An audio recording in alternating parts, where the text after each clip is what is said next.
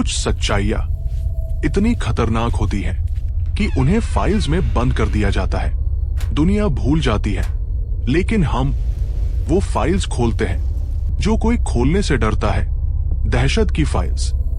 सो मत जाना, फाइल अभी खुली है। दहशत की files. File number 02। Title: Sundarban के दलदल में चमकती वो भूतिया रोशनी जो मछुआरों को खींच कर ले जाती है और कोई वापस नहीं आता। Location: Sundarban mangrove forest, south 24 Pargana, west Bengal, India. Time period: सालों से, दशकों से, शायद सदियों से। File type: classified. ये फाइल एक रियल फेनोमेनन से इंस्पायर्ड है, लेकिन जो आप सुनने वाले हैं वो एक ड्रामेटाइज रिटेलिंग है। तैयार रहिए, फाइल खुल रही है। सुंदरबन, दुनिया का सबसे बड़ा मैंग्रोव फॉरेस्ट, 10,000 स्क्वायर किलोमीटर से ज्यादा का एक ऐसा जाल जहां जमीन और पानी का फर्क मिट जाता है, जहां दरख्त पानी के अंदर से निकलते हैं जैसे जमीन के नीचे से हाथ उठे हों और आसमान को पकड़ने की कोशिश कर रहे हों, जहां हर क्रीक एक नए रास्ते की तरह दिखती है, लेकिन हर रास्ता कहीं नहीं जाता। यहां का पानी मीठा नहीं है, नमकीन भी नहीं है, ये बीच में है, जैसे यह जगह खुद बीच में है। न जमीन, न समंदर, न जिंदा, न मुर्दा। बंगाल की सुंदरबन की जियोग्राफी समझना जरूरी है। ये कोई एक जंगल नहीं है, ये हजारों छोटे छोटे टापुओं का एक जाल है जिसे नदियां, खाड़ियां और दलदली जमीन जोड़ती है। जब भाटा आता है तो आधी जमीन पानी के नीचे चली जाती है। जब पानी उतरता है तो जो जमीन दिखती है वो जमीन नहीं होती, वो दलदल होती है।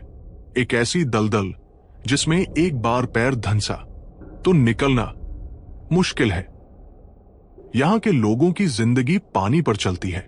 छोटी छोटी लकड़ी की नावें, जिन्हें यहां डिंगी कहते हैं, वही उनका घर है, वही उनका रास्ता है, वही उनकी रोजी है। मछुआरे सुबह निकलते हैं, शाम को लौटते हैं, लेकिन कुछ रातें ऐसी होती हैं जब निकलते हैं और लौटना भूल जाते हैं, या शायद लौटने नहीं दिए जाते। इस कहानी का रिश्ता है एक ऐसी रात से जो 3 मछुआरों की जिंदगी बदल गई या खत्म कर गई। ये 2019 की बात है, अक्टूबर का महीना। दुर्गा पूजा खत्म हुए ज्यादा दिन नहीं हुए थे। सुंदरबन के गोसाबा ब्लॉक के एक छोटे से गांव, जिसे हम यहां नेतापुर कहते हैं, नाम बदला हुआ है, वहां 3 आदमियों ने फैसला किया कि आज रात वो मछली पकड़ने जाएंगे। पहला था भास्कर, उम्र करीबन 45 साल, मछुआरा जन्म से। उसके बाप मछुआरे थे, उसके दादा मछुआरे थे। सुंदरबन का हर क्रीक, हर नाला, हर मोड़ उसके जहन में नक्शा बनकर बैठा था। लोग कहते थे कि भास्कर अंधेरी रात में भी बिना मशाल के नाव चला सकता है। उसे पानी की बू से पता चल जाता था कि कौन सा क्रीक कहा जाता है। दूसरा था मंटू, भास्कर का भतीजा, 22 साल का नौजवान। अभी अभी शादी हुआ था उसकी, बीवी गोसाबा में थी, पहला बच्चा आ रहा था कुछ महीनों में। मंटू भास्कर के साथ इसलिए जाता था क्योंकि वो सीख रहा था, उस्ताद और शागिर्द का रिश्ता था। और तीसरा पलाश, भास्कर का पुराना दोस्त, 50 के आसपास। पलाश थोड़ा अलग था बाकी मछुआरों से। वो पढ़ता था, गांव में अकेला आदमी था जिसके पास एक पुराना रेडियो था और वो रात को BBC बांग्ला सुनाता था। पलाश थोड़ा सोचता था, थोड़ा ज्यादा सोचता था, और शायद इसीलिए थोड़ा ज्यादा डरता भी था। उस रात पलाश नहीं जाना चाहता था। आज नहीं भास्कर, आज नहीं। पलाश ने यह बात 3 बार कही थी। भास्कर ने 3 बार हंसकर टाल दिया था। क्यों भाई, चांदनी रात है, भाटा सही है और हिल्सा का सीजन है। 2 रात और रुक गए तो हाथ से निकल जाएगा। मुझे अजीब लग रहा है आज। तुझे हमेशा अजीब लगता है। चल नाव में बैठ। मंटू चुप था। वो उन दोनों के बीच में नहीं पड़ता था।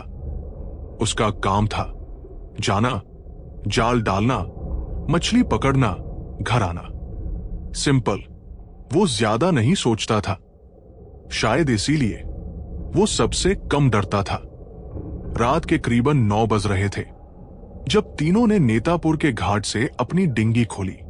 नाव छोटी थी। 3 आदमी, 2 जाल, एक मिट्टी के तेल वाली लालटेन, कुछ रस्सी और एक पुराना डब्बा जिसमें रोटी और अचार था। अक्टूबर का महीना था लेकिन गर्मी अभी गई नहीं थी।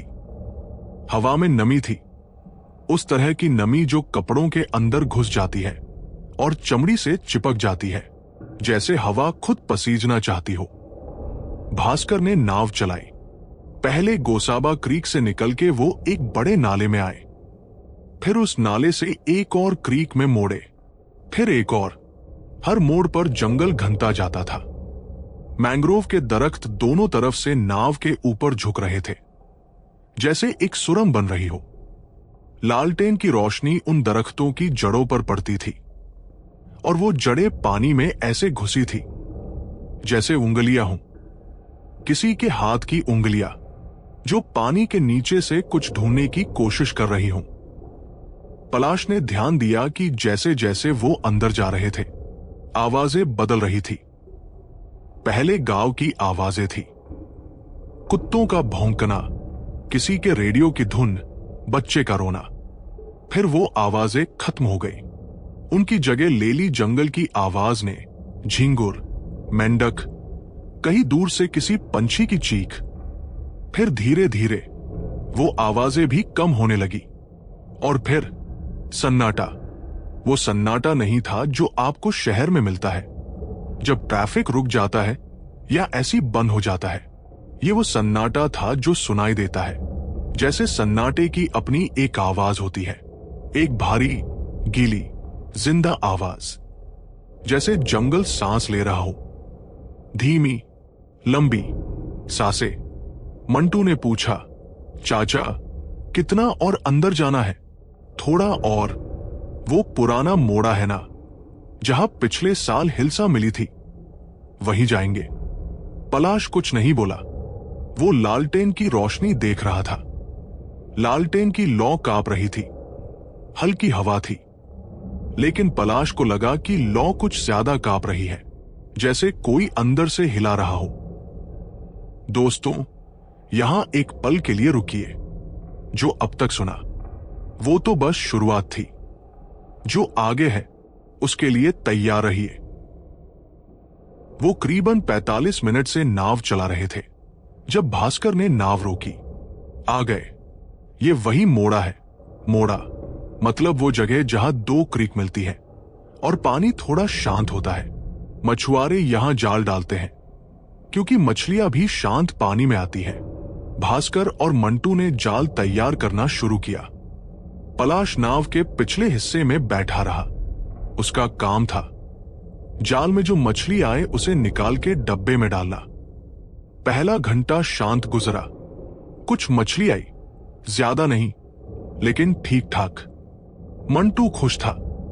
भास्कर उसे दिखा रहा था कि जाल कैसे फैलाना है ताकि ज्यादा एरिया कवर हो। रात के करीबन 10:30 बजे पलाश ने वो पहली बार देखी। दूर, बहुत दूर, क्रीक के उस पार, जहां मैंग्रोव का घना जंगल था, एक रोशनी थी। हल्की सी, नीली नहीं, हरी नहीं, बीच में नीली हरी, जैसे कोई जुगनू हो। लेकिन इतना बड़ा जुगनू कोई नहीं होता। ये एक मुट्ठी भर की रोशनी थी, हवा में तैरती हुई, पानी से करीबन 4-5 फीट ऊपर। पलाश ने भास्कर का हाथ पकड़ा। भास्कर, वो देख। भास्कर ने देखा। एक पल के लिए उसकी हाथें रुक गई। जुगनू होगा, इतना बड़ा जुगनू कभी देखा है? भास्कर ने नहीं कहा, पर उसके चेहरे पर कुछ बदला, कुछ ऐसा जो पलाश ने पहले कभी नहीं देखा था। भास्कर के चेहरे पर कुछ जिसे शायद डर कहते हैं, लेकिन भास्कर ने खुद को संभाला। मीथेन होगी। गैस निकलती है दलदल से, कभी कभी जलती है। साइंस है, पलाश ने सुना, लेकिन उसका मन नहीं माना, क्योंकि वो रोशनी हिल रही थी। नहीं, हिल नहीं रही थी, चल रही थी, धीरे धीरे, जैसे कोई हाथ में रोशनी लिए चल रहा हो। लेकिन वहां कोई था नहीं, वहां जमीन भी नहीं थी, वो दलदल था। कोई इंसान वहां चल नहीं सकता। फिर एक और दिखी, पहली रोशनी से थोड़ी दूर। ये थोड़ी ज्यादा पीली थी, हल्दी जैसी। ये भी तैर रही थी, ये भी चल रही थी। फिर तीसरी। मंटू अब खड़ा हो गया था नाव में। तीनों चुप थे, तीनों देख रहे थे। तीन रोशनियां दलदल के ऊपर अलग अलग रंगों में चल रही थी। किसी पैटर्न में नहीं, लेकिन बिल्कुल रैंडम भी नहीं। जैसे कोई आपस में बात कर रही हो, जैसे कोई रस्म हो रही हो, कोई नाच हो रहा हो। चाचा, मंटू की आवाज धीमी थी। वो क्या है? भास्कर ने जवाब नहीं दिया। पलाश ने दिया, आलेया, एक लफ्ज। और उस लफ्ज ने हवा में जैसे बिजली भर दी। आलेया। सुंदरबन के मछुआरे इस रोशनी को आलेया कहते हैं। बांग्ला में आलेया। पुरानी कहानियां कहती हैं कि ये उन मछुआरों की आत्माएं हैं जो दलदल में डूबकर मर गए। अब वो दलदल के ऊपर भटकती हैं और नए मछुआरों को अपनी तरफ बुलाती हैं, खींचती हैं, अंदर ले जाती हैं। पलाश के दादा कहते थे, अगर रोशनी दिखे तो नाव दूसरी तरफ मोड़ लो। देखो मत, जवाब मत दो, और किसी भी हाल में उसकी तरफ मत जाओ। लेकिन भास्कर ने कहा, बकवास है, पुरानी कहानियां हैं। मीथेन गैस है, दलदल में ऑर्गेनिक मैटर सड़ता है तो मीथेन निकलता है। कभी कभी स्पॉन्टेनियसली जलती है, बस यही है। तो चल क्यों रही है? पलाश ने पूछा। हवा चल रही है तो फ्लेम भी मूव करती है। पलाश चुप हो गया, लेकिन उसकी आंखें उन रोशनियों पर टिकी थी। और तब कुछ ऐसा हुआ जो भास्कर की साइंस को चुप करा दे। चौथी रोशनी दिखी, लेकिन यह दूर नहीं थी। ये नाव से करीबन 30 मीटर दूर थी, पानी के ऊपर, हल्की सी ऊपर। और इसकी रोशनी में पानी का रंग दिख रहा था, काला, गहरा काला, जैसे पानी नहीं हो, कोई खाली जगह हो, कोई गहरा कुआं हो जिसका तला नजर नहीं आता। और ये रोशनी उनकी तरफ आ रही थी, धीरे धीरे, बहुत धीरे। भास्कर ने चप्पा उठाया, मंटू ने जाल खींचा, पलाश ने लालटेन की लौ बढ़ाई, जैसे रोशनी ज्यादा करने से अंधेरा कम हो जाएगा। लेकिन लालटेन की लौ बढ़ाने से कुछ नहीं हुआ, क्योंकि ये अंधेरा वो नहीं था जो रोशनी से जाता है। ये वो अंधेरा था जो रोशनी के अंदर होता है। भास्कर ने नाव घुमाई, पीठ उस रोशनी की तरफ कर ली, चप्पा मारा, तेज, 1 बार, 2 बार, 3 बार, लेकिन नाव नहीं हिली। क्या हुआ? मंटू की आवाज में पहली बार डर था। पता नहीं, फंसी है किसी चीज में। जाल उलझ गया होगा। भास्कर ने पानी में हाथ डाला, जाल देखने के लिए। उसका हाथ पानी में गया और भास्कर, पलाश चिल्लाया। भास्कर का हाथ वापस आया। उसकी उंगलियों पर कुछ चिपका था, काला, गीला, लेकिन मिट्टी नहीं था, कुछ और था। उसकी बू, वो बू थी जो तब आती है जब कोई चीज बहुत देर से पानी में पड़ी रही हो। वो बू जो सड़ने की होती है, लेकिन उसमें कुछ और भी था, कुछ मीठा, जैसे फूलों की बू मिली हो सड़ने की बू में, जैसे किसी ने कुब्र पर फूल रख दिए हों। भास्कर ने हाथ पानी में धोया, बार बार धोया। वो बू नहीं गई और वो रोशनी अब 20 मीटर दूर थी। मंटू ने नाव के दूसरे तरफ से चप्पा मारा। नाव हिली, थोड़ी सी, लेकिन चली नहीं। कुछ पकड़ रहा है नीचे से, मंटू ने कहा। कोई नहीं पकड़ रहा, जाल है, जाल फंसा है, भास्कर ने कहा। लेकिन उसकी आवाज में वो भरोसा नहीं था जो पहले था। पलाश उस रोशनी को देख रहा था। अब वो 15 मीटर दूर थी और पलाश ने कुछ नोटिस किया जो उसके रोंगटे खड़े कर गया। वो रोशनी रिफ्लेक्शन नहीं दे रही थी। सोचिए, अगर कोई रोशनी पानी के ऊपर हो तो पानी में उसका रिफ्लेक्शन होना चाहिए ना, जैसे चांद का होता है, जैसे लालटेन का होता है। लेकिन इस रोशनी का पानी में कोई अक्स नहीं था। जैसे ये रोशनी पानी को छू ही नहीं रही थी, जैसे ये किसी और दुनिया में है। दिख यहां रही है, लेकिन है कहीं और। पलाश ने ये बात भास्कर को बताई। भास्कर ने देखा। भास्कर चुप हो गया। वो लम्हा जब भास्कर चुप हुआ, वो लम्हा पलाश को हमेशा याद रहेगा, क्योंकि भास्कर कभी चुप नहीं होता था। भास्कर के पास हमेशा जवाब होता था। हर चीज का एक्सप्लेनेशन था उसके पास। लेकिन उस रात, उस एक लम्हे में भास्कर के पास कुछ नहीं था। और तब मंटू ने वो किया जो नहीं करना चाहिए था। उसने रोशनी को आवाज दी। कौन है वहां? पलाश ने मंटू का मुंह बंद किया, लेकिन देर हो चुकी थी। आवाज निकल चुकी थी। क्रीक में गई थी, जंगल में गई थी, दलदल में गई थी, और रोशनी रुक गई। सब कुछ रुक गया। हवा रुक गई, पानी का बहाव रुक गया, झिंगुरों की आवाज बंद हो गई, जैसे मंटू की आवाज ने किसी चीज को जगा दिया हो। और अब वो चीज सुन रही हो। 1 सेकंड, 2 सेकंड, 5 सेकंड, 10 सेकंड। सन्नाटा इतना गहरा था कि पलाश को अपने दिल की धड़कन सुनाई दे रही थी। धक धक धक। और फिर रोशनी ने रंग बदला। जो नीली हरी थी वो लाल हो गई। हल्की लाल नहीं, गहरी लाल, खून जैसी लाल। और वो उनकी तरफ आई, तेज, पहले से कहीं तेज। 10 मीटर, 7 मीटर, 5 मीटर।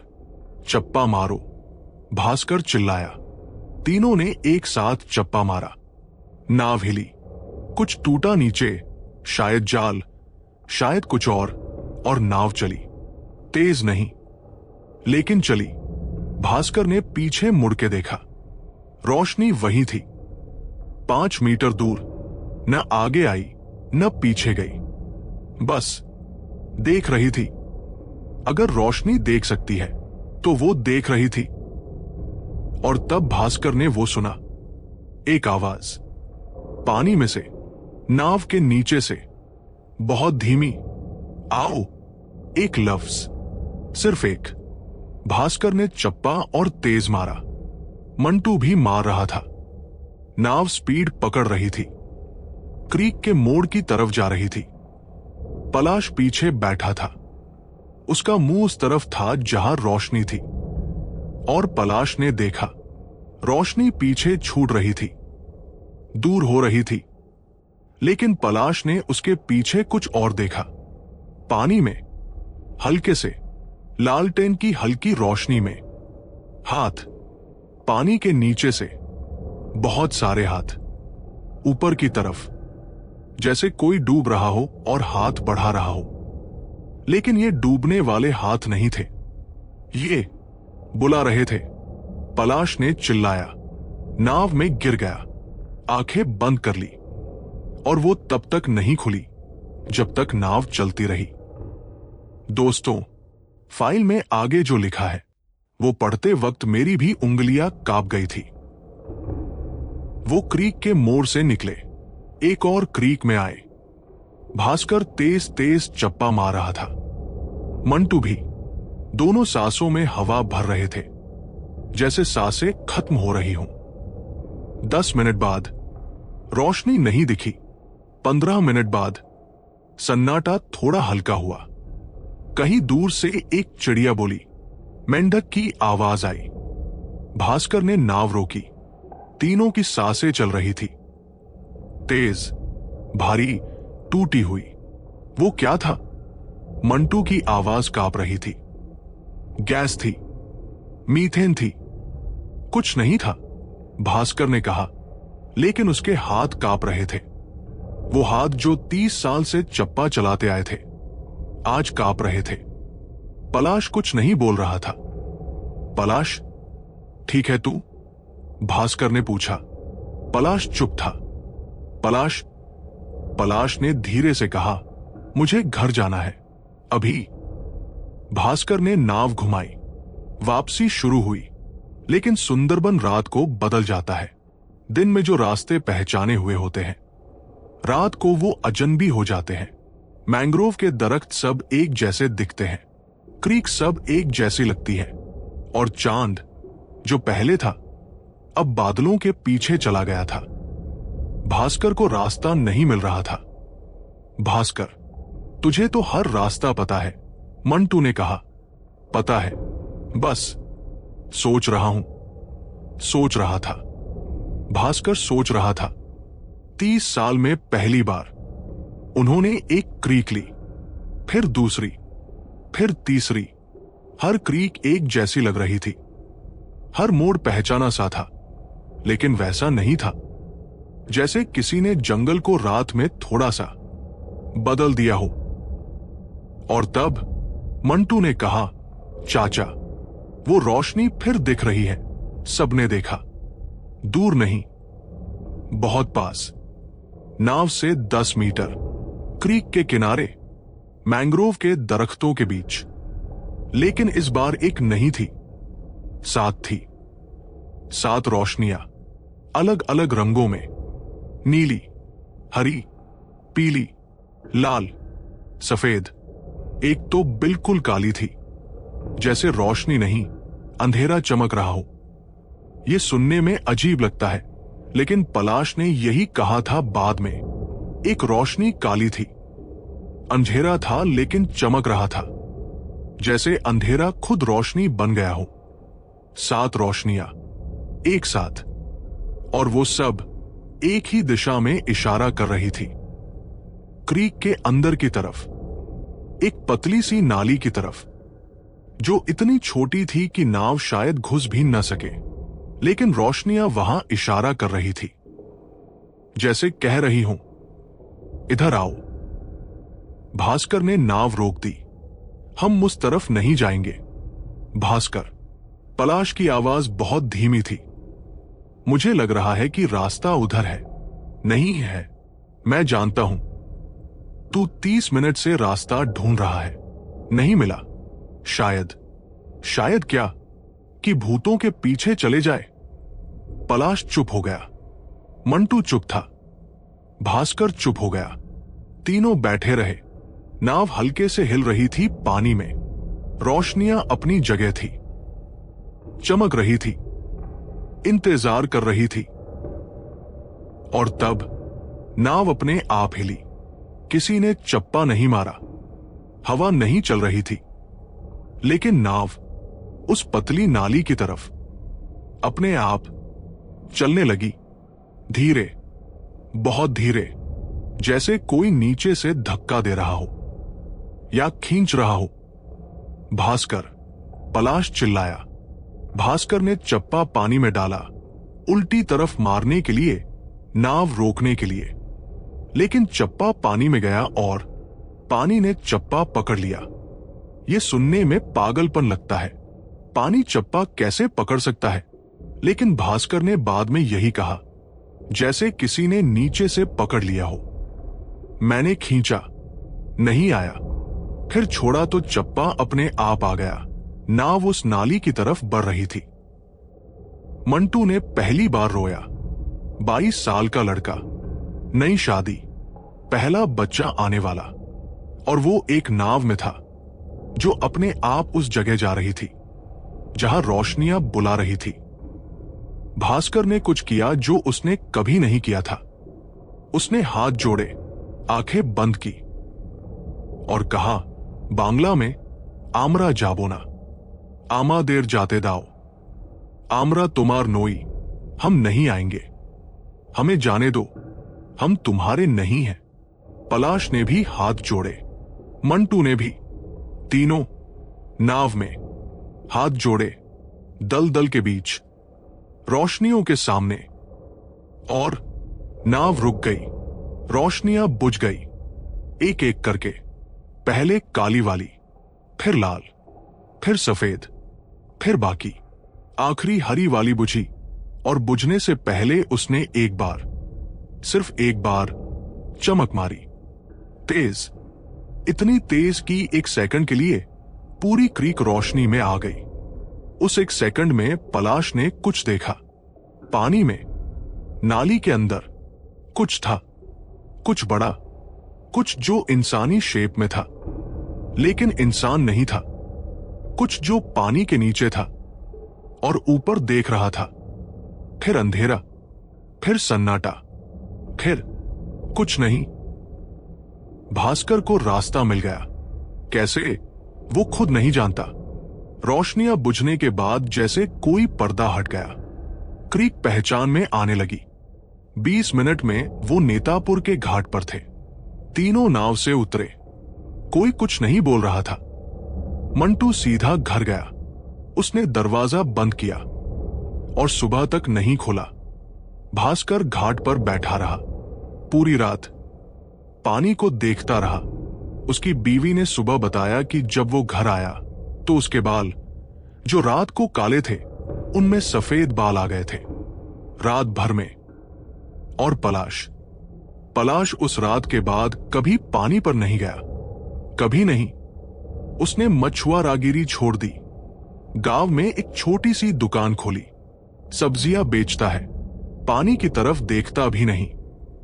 लोग पूछते हैं क्या हुआ था उस रात। पलाश कहता है कुछ नहीं, लेकिन उसकी आंखें कुछ और कहती हैं। मंटू का बेटा पैदा हुआ 2 महीने बाद। मंटू मछुआरा बना रहा, लेकिन उसने एक नियम बना लिया। वो रात को कभी नहीं जाता, कभी नहीं। चाहे कितनी भी मछली का सीजन हो, चाहे कितना भी पैसा मिले, रात को मंटू की नाव घाट पर बंधी रहती है। और भास्कर अभी भी जाता है, रात को भी, उस मोड़े पर भी। लोग पूछते हैं डर नहीं लगता। भास्कर कहता है डर लगता है, लेकिन और कोई काम नहीं आता। लेकिन एक बात है, भास्कर के पास अब एक नया नियम है। अगर रोशनी दिखे तो नाव दूसरी तरफ मोड़ लो, देखो मत, जवाब मत दो, और किसी भी हाल में आवाज मत दो, क्योंकि जो मंटू ने किया, कौन है वहां, वो सब कुछ बदल गया। जब तक वो चुप थे, रोशनियां दूर थी। जब आवाज दी, रोशनियां पास आ गई, जैसे उन्हें सिर्फ सुनना था कि कौन है यहां, जैसे उन्हें कंफर्मेशन चाहिए था कि शिकार आ गया है। दोस्तों, ये कहानी ड्रामेटाइज थी। भास्कर, मंटू, पलाश, ये सब फिक्शनल कैरेक्टर्स हैं। उनकी कहानी मैंने लिखी है। इनकी तरह के एक्सपीरियंस का कोई स्पेसिफिक डॉक्यूमेंटेड केस जो मैंने पर्सनली वेरीफाई किया हो, वैसा नहीं है। लेकिन जिस चीज से ये कहानी इंस्पायर्ड है, वो बहुत रियल है। सुंदरबन में जो रोशनियां दिखती हैं, उन्हें बांग्ला में आलिया कहा जाता है। ये एक वाइडली रिपोर्टेड फेनोमेनन है जो सदियों से डॉक्यूमेंटेड है। ब्रिटिश कॉलोनियल एरा में सर्वे ऑफिसर्स ने अपनी रिपोर्ट्स में इन रोशनियों का जिक्र किया है। लोकल मछुआरों के बीच में इन रोशनियों के बारे में जनरेशन से कहानियां चली आ रही हैं। साइंस कहती है कि ये will o' the wisp phenomenon है, जिसे इग्निस फैचुअस भी कहते हैं। दलदली जमीन में ऑर्गेनिक मैटर, पत्ते, लकड़ी, मारे हुए जीव सड़ते हैं। उस सड़ने की प्रोसेस में मीथेन और फॉस्फीन गैस निकलती है। फॉस्फीन गैस कभी कभी अपने आप जल जाती है, स्पॉन्टेनियस इग्निशन, और ये हल्की सी रोशनी पैदा होती है जो हवा के साथ हिलती है। ये साइंटिफिक एक्सप्लेनेशन है और ये वैलिड है। लेकिन मछुआरे कहते हैं कि ये रोशनियां सिर्फ गैस नहीं है। वो कहते हैं कि ये रोशनियां बुद्धिमान है, मतलब ये रिएक्ट करती है। आप उनकी तरफ जाओ तो दूर जाती है, आप उनसे दूर जाओ तो पास आती है, आप उन्हें आवाज दो तो और पास आती है। ये बिहेवियर मीथेन गैस एक्सप्लेन नहीं करती, और लोकल रिपोर्ट्स में जो इंडिपेंडेंटली वेरीफाई नहीं हुई है लेकिन बहुत सारी है, मछुआरों के रास्ते भटक जाने की, नावों का अपने आप हिल जाने की, लोगों के लापता हो जाने की कहानियां भरी है। सच क्या है? मीथेन है? हो सकता है, शायद है, कुछ और भी है। लोग कहते हैं, मैं नहीं जानता, लेकिन इतना जरूर जानता हूं, सुंदरबन में रात को अकेले मत जाना। ये मैं नहीं कह रहा, ये वो लोग कह रहे हैं जो वापस आ गए। जो वापस नहीं आए वो कुछ नहीं कह पाए। सच क्या है और कहानी क्या है, ये लाइन बहुत पतली है, और शायद उसी पतली लाइन पर सबसे ज्यादा दहशत रहती है। तो दोस्तों, यह थी दहशत की फाइल्स की फाइल नंबर 02। इस फाइल को अब बंद करते हैं, लेकिन एक सवाल खुला है, और वो सवाल शायद हमेशा खुला रहेगा। वो रोशनियां क्या है? गैस है? आत्माएं हैं? या कुछ और, कुछ ऐसा जो हमने अभी तक समझा ही नहीं? अगर ये फाइल आपको अंदर तक हिला गई तो लाइक जरूर कीजिए, और बेल आइकन दबाना मत भूलिए, क्योंकि अगली फाइल शायद और भी खतरनाक हो। सब्सक्राइब कीजिए दहशत की फाइल्स को, और इस सफर में हमारे साथ रहिए, क्योंकि फाइल्स बहुत हैं, और हर एक में कुछ ऐसा है जो नींद उड़ा देगा। और हां, सो मत जाना, फाइल अभी खुली है। तो ये थी आज की फाइल नंबर 2। अगर आपकी रूह कांप गई हो तो सब्सक्राइब कर लो और बेल आइकन दबा दो, क्योंकि कोई फाइल मिस नहीं होनी चाहिए। अगली फाइल इससे भी ज्यादा खतरनाक है, सो मत जाना, फाइल अभी खुली है।